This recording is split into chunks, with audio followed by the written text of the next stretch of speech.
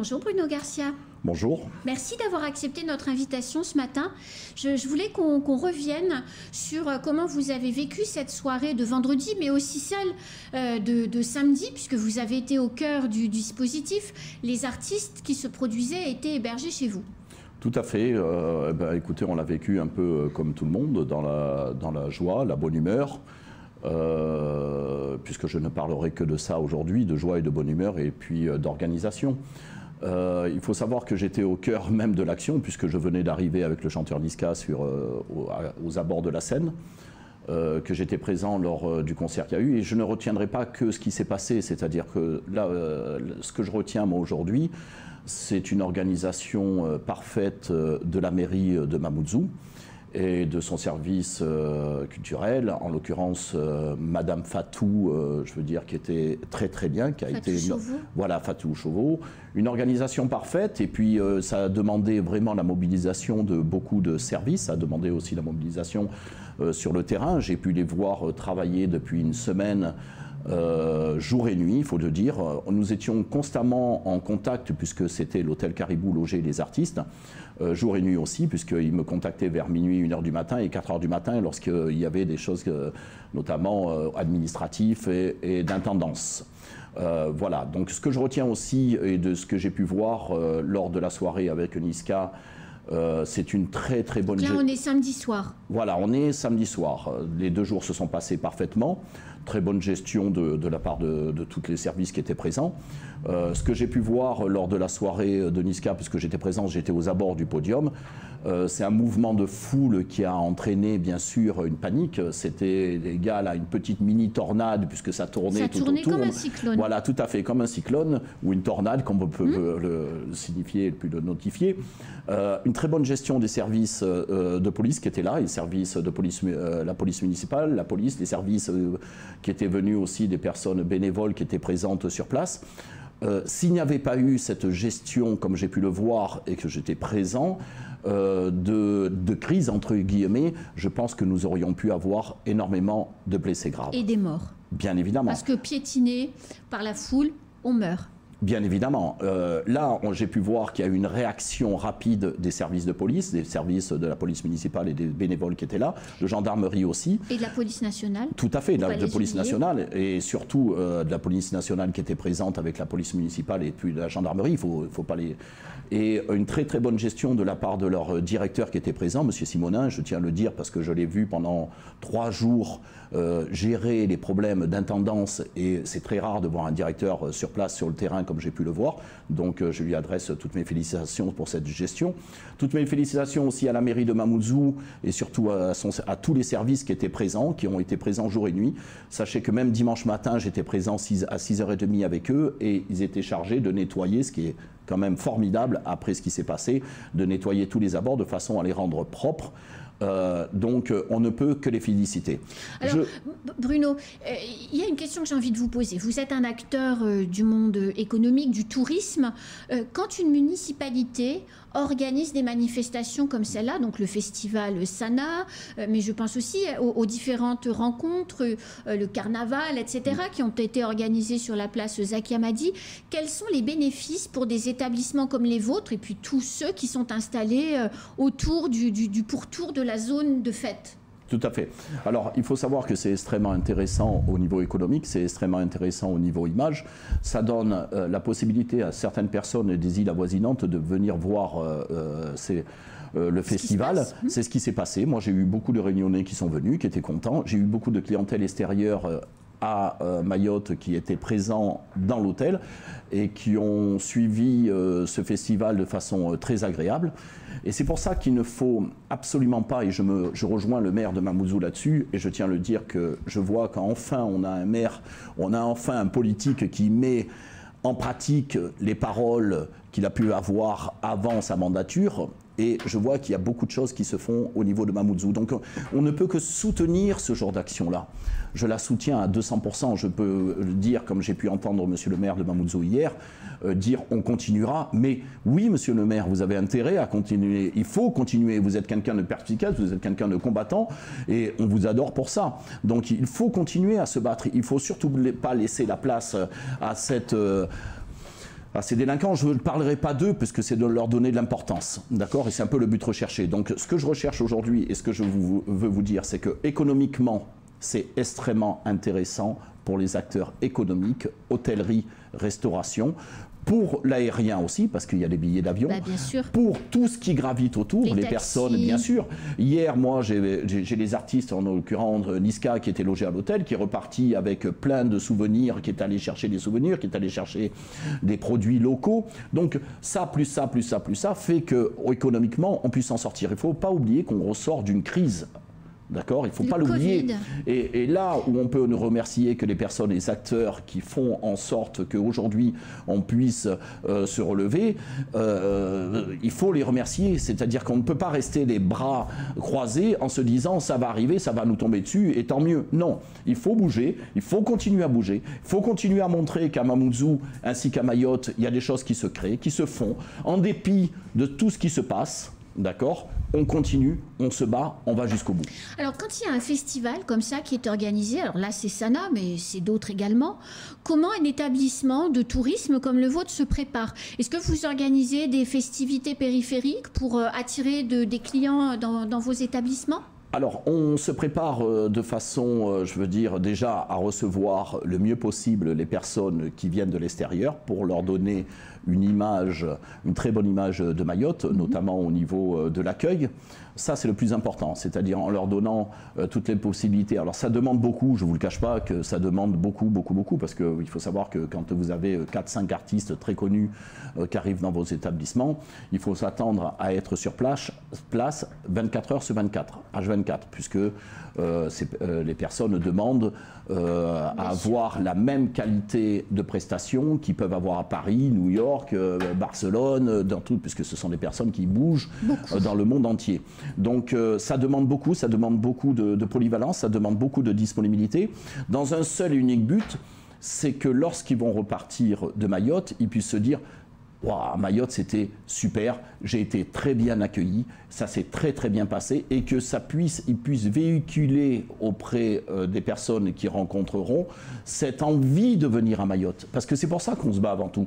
Il y a l'aspect financier, oui, de dire quelque part les gens viennent chez vous dans votre établissement, c'est la reconnaissance d'un établissement aussi en même temps, mais c'est aussi l'aspect économique et de communication qui permet à travers ces artistes de communiquer à travers, parce qu'il faut pas, vous avez vu le chanteur Niska pour ne pas le citer, parce qu'il y a plein d'autres artistes qui étaient là et qui étaient présents, voilà, Fanny G qui était logé dans l'hôtel et qui ont des millions d'abonnés, des milliers d'abonnés, des millions d'abonnés. Vous savez que lorsqu'ils disent aller à Mayotte, inutile de vous dire que même s'il y en a 2 ou 3% qui viennent à Mayotte, c'est énorme. Ça, voilà, c'est ce que je vous dis. Bruno, le tourisme repart comment? Parce que vous l'avez dit, crise de pandémie, vous avez été fermé quand même pendant plusieurs mois, vous avez eu de nombreuses restrictions, la vie a progressivement repris.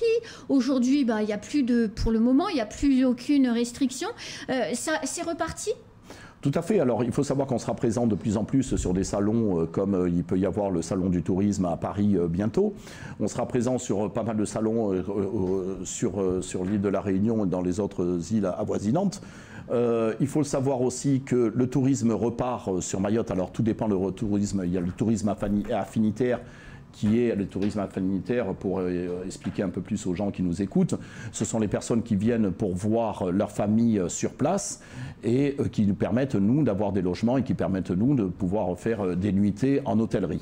Et puis des repas au resto. Voilà, tout à fait. Et puis le tourisme de passage tel qu'on peut l'entendre, qui va aller plutôt sur des destinations comme dans le sud, où il y a des hôtels, où il y a les plages, tout ça. Donc toute personne, je veux vous dire une chose, c'est que même si une personne vient à venir à Mayotte, ça sera toujours une personne. Ça sera toujours important et il faut le prendre en considération aussi bien que si c'était 100 personnes. Parce que ces personnes-là, on dit toujours que la loi des chiffres et la loi des nombres, une personne engendrera que 10 personnes viendront. Et c'est l'effet contraire peut aussi être.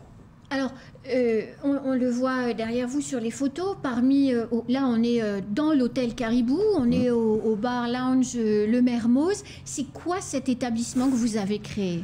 Alors, le Mermoz Lounge est un établissement qui est à vocation de pouvoir recevoir les gens avant de sortir en discothèque. Alors, je tiens encore à le préciser, le Mermoz Lounge n'a pas une vocation à avoir un public de masse. Ce n'est pas le but. Le Mermoz Lounge a un certain nombre de places assises, où, à dépasser ce nombre de places assises, nous refusons l'entrée. Pourquoi? Déjà pour une question de sérénité, de respect vis-à-vis de notre clientèle, parce qu'il faut parler de respect aussi. On n'est pas là, je ne suis pas là pour faire de la masse, ça ne m'intéresse pas. Moi, je suis là pour respecter mes clients et faire en sorte qu'ils ne restent pas agglutinés les uns contre les autres, debout, comme on peut souvent le voir. Il faut d'abord avoir cet objectif client. Mes clients qui viennent au Mermoz viennent en toute sérénité, comme vous avez pu le voir, puisque je sais que vous êtes déjà venu, boire un cocktail. Alors, les cocktails sont remarquables d'après ce que j'entends. Oui, oui, je vous confirme. Voilà, tout à fait. Et puis, une ambiance détendue. Donc, c'est pas... vous savez, j'ai 140 places assises au Mermoz. J'en utilise tous les soirs que 60 à 70. Ce qui vous explique pourquoi. Je vais vous expliquer pourquoi. C'est exactement ce que j'étais en train de vous dire en amont. C'est-à-dire que le respect de la clientèle. Moi, je ne suis pas là pour faire en sorte que mes clients soient debout avec un verre en se disant surtout je ne vais pas faire tomber le verre, tout ça. Non, je veux que tout le monde soit assis. Je veux que tout le monde soit détendu. Donc je préfère dire aux gens malheureusement je n'ai plus de place, ça sera pour une prochaine fois, plutôt que d'avoir une clientèle qui est amassée et qui est à un moment donné qui a des soucis. Alors, on vient au Mermoz, pourquoi? C'est ouvert de quelle heure à quelle heure? Comment on y accède? Parce que quand on est dans la rue, on ne voit pas. Alors, oui, tout à fait. Alors, on y accède par la réception de l'hôtel. Alors, il y a déjà un premier checkpoint, comme on va dire, qui est fait au niveau de la réception de l'hôtel. Mais très sympa. Mais très sympa, tout à fait, avec mes réceptionnistes qui regardent à l'entrée, c'est surtout sur réservation, il faut le savoir. Pourquoi sur réservation? Ça permet aussi de faire en sorte qu'il y ait un certain nombre de places assises, et à partir de certain nombre de places assises, on refuse catégoriquement. C'est l'endroit de convivialité, il est extrêmement prisé à l'heure actuelle, je le sais.